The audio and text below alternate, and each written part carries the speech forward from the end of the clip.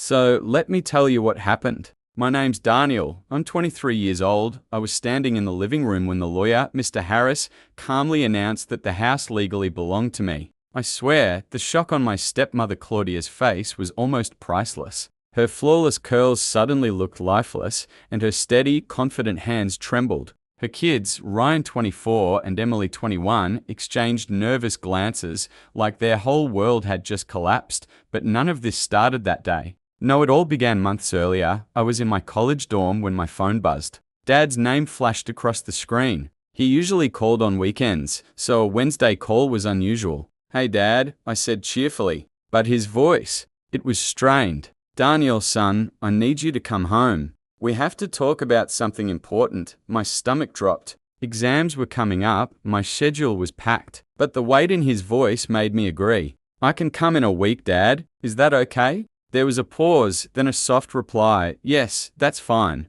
I love you, Daniel." Those 7 days dragged like years. When I finally came home, Claudia opened the door. Usually she greeted me with a smile, but this time her lips were pressed thin. "He's in the study," she muttered. I walked in and froze. Dad looked frail to frail. His clothes hung loosely, his face pale. He gave me a weak smile. "Son," he whispered, "come here." I hugged him tight, fighting back tears. That's when he told me, stage for cancer. No cure, only time. From then on, I came home every weekend. At first, Claudia pretended to support me. She cooked my favorite meals, smiled politely, but it didn't last. Soon her kindness vanished. Cold nods replaced smiles. Silence replaced conversations. Then one weekend I discovered my room had been taken over by Emily. My belongings? Shoved into boxes in the garage. Claudia shrugged. "Your dad thought it was more practical since you live on campus."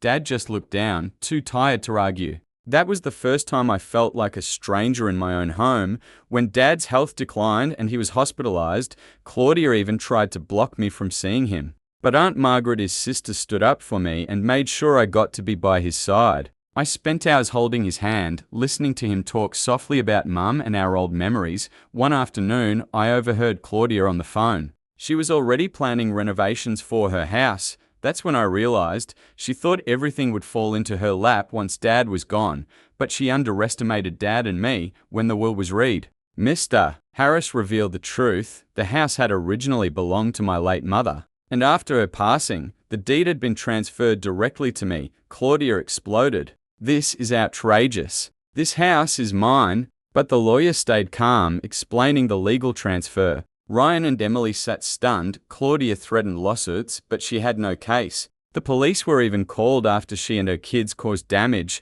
trying to intimidate me. They were forced to leave. For the first time in years, the house finally felt like mine again, like a piece of Mum and Dad that no one could take away. I asked Aunt Margaret to oversee renovations, and when she sent me photos weeks later, the house looked beautiful, restored, just as it had been when Mum was alive. I found tenants, an older couple who adored historic homes and promised to care for it. As for Claudia, Ryan, and Emily, I never saw them again. And honestly, I didn't care to. Sometimes I wonder how things might have been different if Claudia had treated me like family instead of competition. But then I remind myself, the past is behind me and my future is mine to protect. Looking back now, I realize that house wasn't just bricks and wood. It was the last piece of my mum, the memories of my dad, and the reminder that I wasn't as powerless as Claudia wanted me to believe. She tried to erase me, to shove me out of the family like I never mattered, but in the end, it was her mask that crumbled, not mine. I used to think family was about blood.